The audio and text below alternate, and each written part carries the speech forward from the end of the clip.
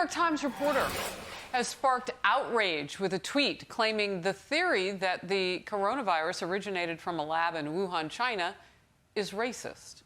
She tweeted Thursday, "Someday we will stop talking about the lab leak theory and maybe even admit its racist roots." But alas, that day is not yet here. That reporter, who mainly covers the coronavirus, then deleted the tweet, saying it was, quote, badly phrased. Senator Ted Cruz joined the outcry with this. This is the science reporter for the New York Times. She calls herself an investigative reporter covering COVID-19.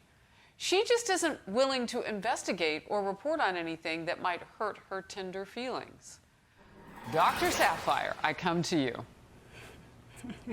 Well, Harris, so yes, the most plausible theory when you have any local outbreak is when you have natural spillover with animals and humans close together. That happens. But you cannot deny the coincidences and the strange occurrences that went on at the Wuhan Institute of Virology, just 8 miles down the road from this wet market. And it is the Mecca coronavirus research lab of the world. And when you actually started looking at certain things, there was a lot of funny things that went on. So just being able to ask those questions was very important, because lab leaks happen. This wouldn't be the first time it happened. In fact, it happened in China, Russia, the United States, with a lot of different pathogens. So you have to ask those questions. But immediately, because President Trump mentioned it, that anti-Trumpism just turned it into something that it wasn't. And anybody who gave any credence to that theory was deemed anti-science and wrong. Well, including you, Dr. Sapphire. Before we move on, I'm going to ask the team to pop up what they can in support of this, because Vox.com wrote last July that Dr. Sapphire said she did not believe that Fauci engineered the coronavirus, but she also said that there were several theories about its origins and endorsed the theory of COVID-19 possibly being man-made within a laboratory, a theory for which there is no evidence. They did take that back. They did have to take it down, take it back. Dr. Sapphire? Well, Harris, so the coronavirus that's been circulating, SARS-CoV-2, that lab had the most genetically similar coronavirus in it as to the one circulating today, which has not been found in the wild.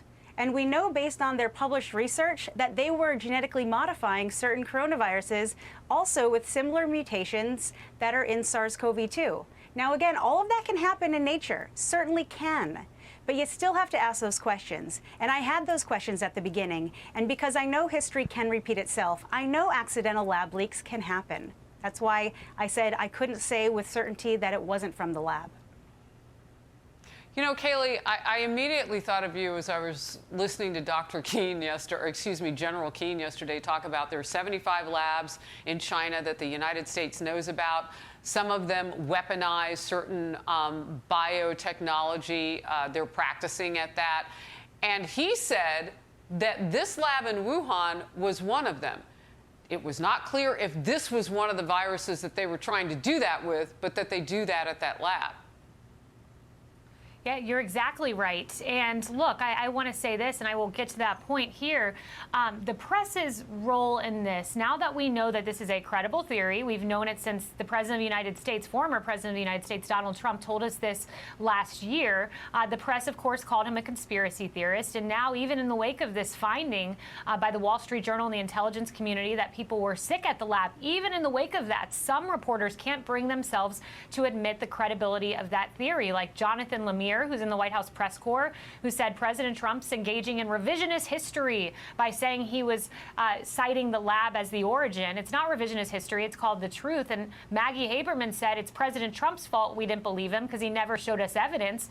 But to the point you just made, Mike Pompeo came out on January 15th and said, here's the evidence. And he laid out 3 points about the Wuhan lab engaging in gain-of-function research and the sick members at that laboratory. And exactly as you just said, that this institute has had ties to working on military projects with the Chinese government. So there was evidence. The reporters just chose to ignore it. Well, and I want to get to more of what was going on with the media. And David, I'll come to you on this. CBS reporter Nancy Cordes yesterday made this concession about the developments surrounding the Wuhan lab leak theory. Watch.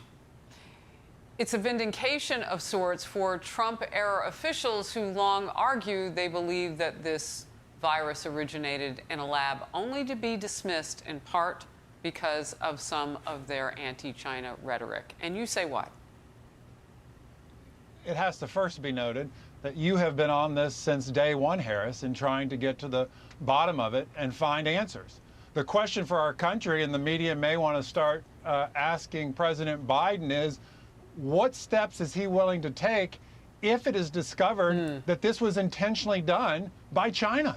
Are we going to throw them out of the stock market? Are we going to quit taking investment from them? Are we going to seek to sabotage their biological research? What steps is President Biden willing to take if China did this intentionally and caused a world pandemic? Question. Well, maybe we have an idea, Kennedy, because yesterday, and thank you for acknowledging that, my Twitter feed looked like a sticker box because the government was posting stickers. Why is she asking this question? Just stick a CDC sticker on it and whatever. And Dr. Siegel with our team said, just keep asking your questions, Harris, don't back down. So Kennedy, when you look at where we have come in the information, there were certain things that we really did know enough about to ask questions. And when you shut down the media from asking questions, you do so endanger the public. I wonder if we could have asked the questions even before we really knew what we were dealing with about China, but words like xenophobic would pop up, even though they were fact-based, evidence-based type questions. So what did Dr. Fauci know about this gain-of-function research? And what did he know about weaponizing certain viruses with the Communist Chinese military, particularly in that lab? There was a lot more that had been gleaned by intelligence, the CDC, the NIH, and Dr. Fauci's institute, and they were not forthcoming. And they were very adamant that this was animal to human transmission. And if that is not the case, not only does China have to be held accountable, and I talked about this last night on my Fox Business show, we should not, as an international community, be granting them the Olympics.